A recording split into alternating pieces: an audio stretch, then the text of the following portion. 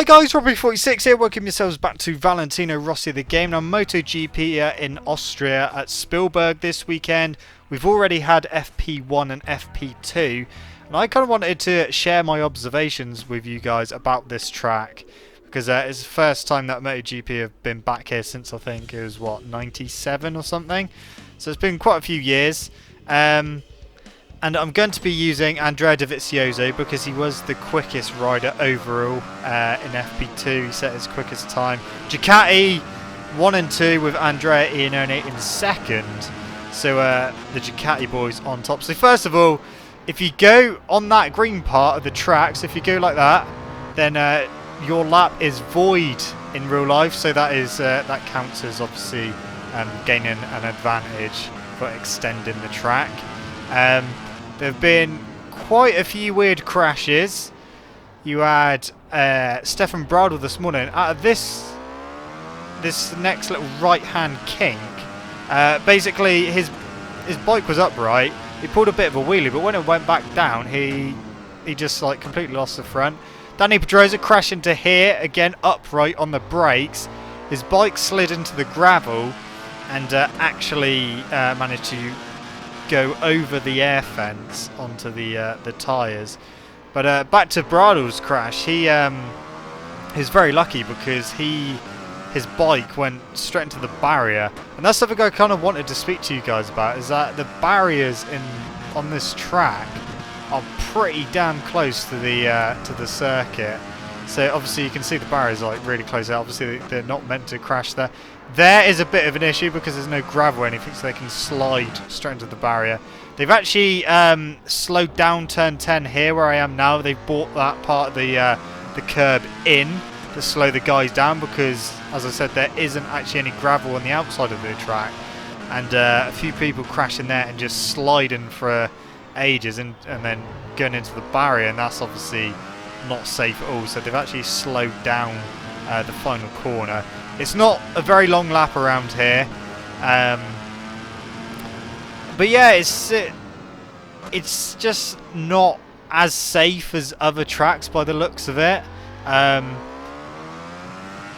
Obviously they had cooler conditions this morning, so they had a few tyre issues. But yeah, Danny Pedrosa's was quite worrying to watch because if there's quite a lot of sliding going on before he actually hit the gravel and eventually slowed down, but his bike, obviously that didn't happen. So hopefully, obviously they can't do anything more this year, but hopefully for next year they can do a bit more tweaking to try and make the track even more safe, because like I said, it isn't, like, runoff wise, it isn't the best track in the world. As I did say, they have altered the final corner so it isn't as open as what it is here, so the guys have got to slow down. A few people having their laps cancelled due to running on the red or the green parts of the track, so over the curbs. So yeah, it was Andrea Dovizioso who was quickest overall. He did a 1:23.6. I haven't actually done that time yet. I've just done a 1:24.2. So not even on Dovi's pace at the moment. Andrea Iannone was second, and Maverick Vinales, he was third. He was quickest in FP1, third quickest in FP2. Valentino Rossi, top Yamaha, he was fourth place. Cal Crutchlow in fifth. Sixth place was Petrucci. So yeah, this is where Pedrosa crashed, and that fence there, those tyres, is where his bike actually ended up on top of.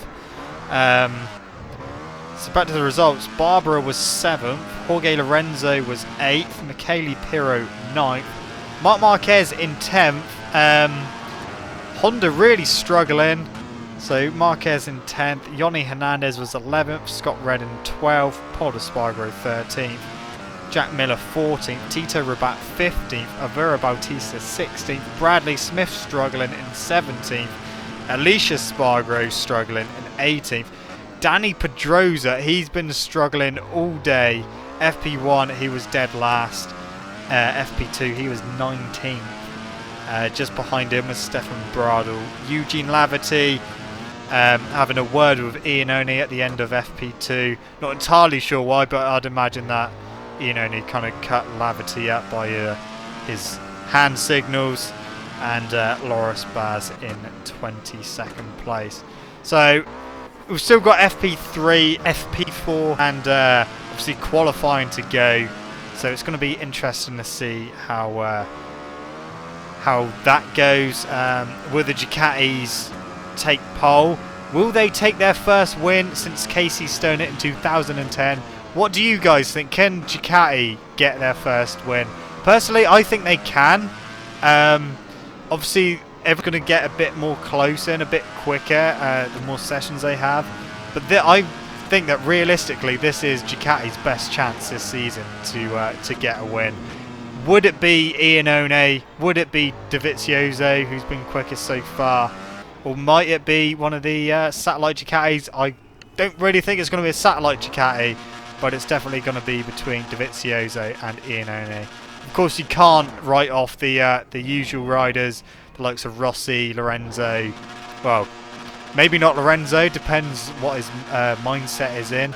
He hasn't really been as quick as the others, or as quick as you'd expect him to be at the moment, but that may change soon. So he may be up there in the race, and obviously Marc Marquez as well, you can never rule him out. Danny Pedrosa, he needs to pull his finger out pretty sharpish because he's really struggling on that Honda, so he needs to try and get some good lap times under his belt. But yeah, hopefully the race will be really good, and yeah, I can't wait for the race. It should be awesome. Bit of a strange track. Like I said, it is a really short lap, but yeah, that's it, guys. Thank you so much for watching. Don't forget to leave this video a like if you enjoyed it. Subscribe to my channel for more content, and I'll see you guys in the next video. See you.